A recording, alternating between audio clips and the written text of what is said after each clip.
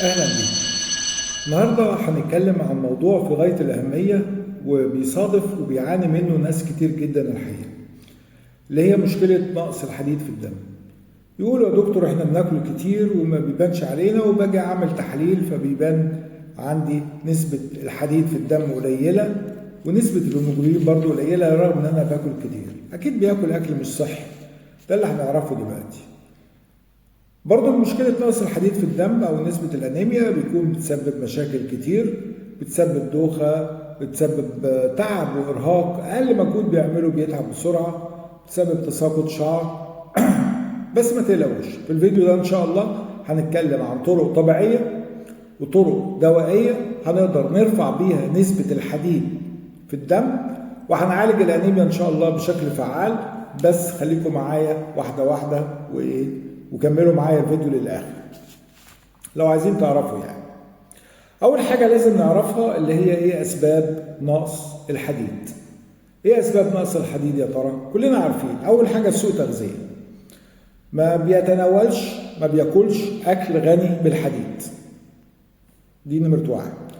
نمرة اتنين بيفقد دم كتير، فقدان الدم بشكل متكرر. مثلا بعض البنات بيجي لها الدورة الشهرية، ممكن تكون طويلة شوية، ممكن يكون الدم غزير معاها شوية، برضو دي الحاجات اللي هي بتسبب نقص الحديد في الدم. عندي كمان لو في اي مشاكل في الجهاز الهضمي، لو في مشاكل في الجهاز الهضمي، سوء الامتصاص الحديد برضو، او في مرض اللي هو السيلياك ديزيز برضو من الحاجات اللي هي بتسبب نقص الحديد. مريض بيكون بيعاني من البواسير وبتنزف، بيكون عنده شرخ شرجي وبينزف برضو على فترات، كل ده بيسبب بيسبب نقص الحديد في الدم. في برضو بعض المرضى بيكون عندهم طفيليات او ديدان في البطن، الديدان دي برضو بتعمل سوء امتصاص للحديد حتى لو اخدوا منه كمية في الاكل بتاعهم.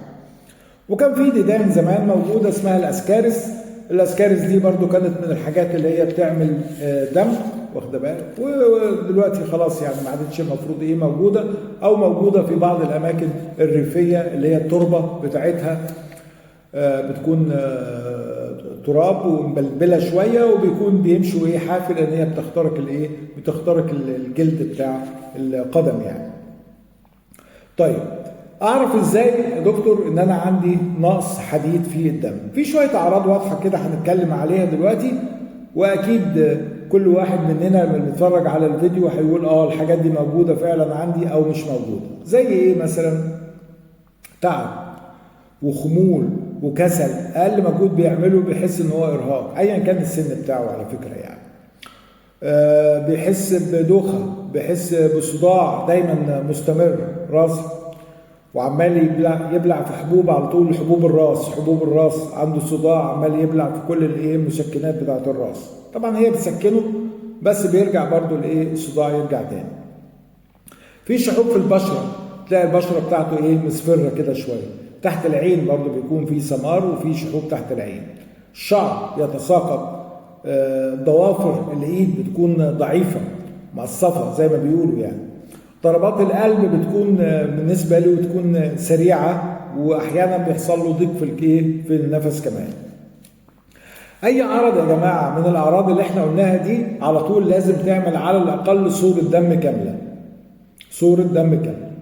طيب هنتكلم دلوقتي على، يبقى احنا عرفنا الاعراض اهو، هنتكلم على طرق العلاج بتاعته. اول حاجه هنركز عليها اللي هو الاكل.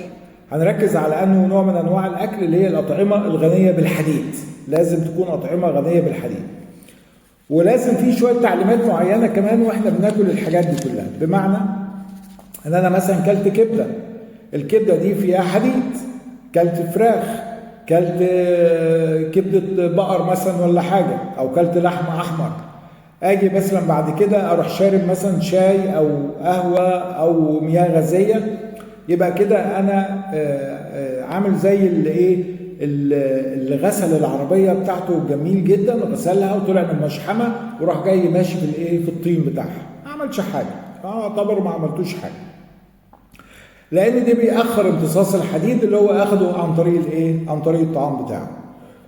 فعايز تشرب حاجه مثلا اثناء الاكل، يبقى تاخد الحاجه اللي فيها فيتامين سي. زي البرتقال مثلا، تشرب عصير برتقال معاه بدل ما تشرب مياه غازيه. ممكن تاخد عصير جوافه، ممكن تاخد عصير كيوي مثلا ولا حاجه، او ممكن تاخد عصير ليمون. الحاجات دي كلها فيتامين ج بيساعد على سرعه امتصاص الحديد اللي موجود في الاكل. يبقى احنا دلوقتي ركزنا على الكبده، سواء كانت كبده الدجاج او كبده البقر يعني.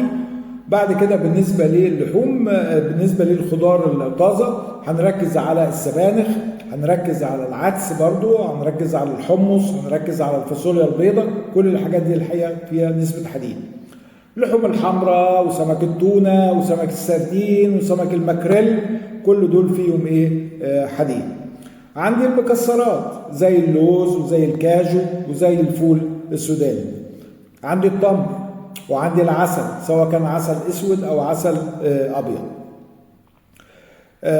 ما نجيش بقى مثلا انا ما عنديش لا عصير برتقال ولا عصير ليمون ولا اخد بس فلفل الاخضر ده، الفلفل الكوبي ده برضو باخده معاه. طبق السلطه الجميل بيبقى غني طبعا بفيتامين سي معظمه يعني، الحاجات الخضراء كلها. فلو ما كانش عندي حاجه انا اشربها، فلازم اخد طبق سلطه كويس جدا مع الاكل بتاعي، عشان يساعد على سرعه امتصاص الحديد اللي انا باخده على الاكل. لو وصلت للجزء ده في الفيديو يبقى انت اكيد مهتم بصحتك. لو ما كنتش وصلت له يبقى انت مش مهتم بصحتك.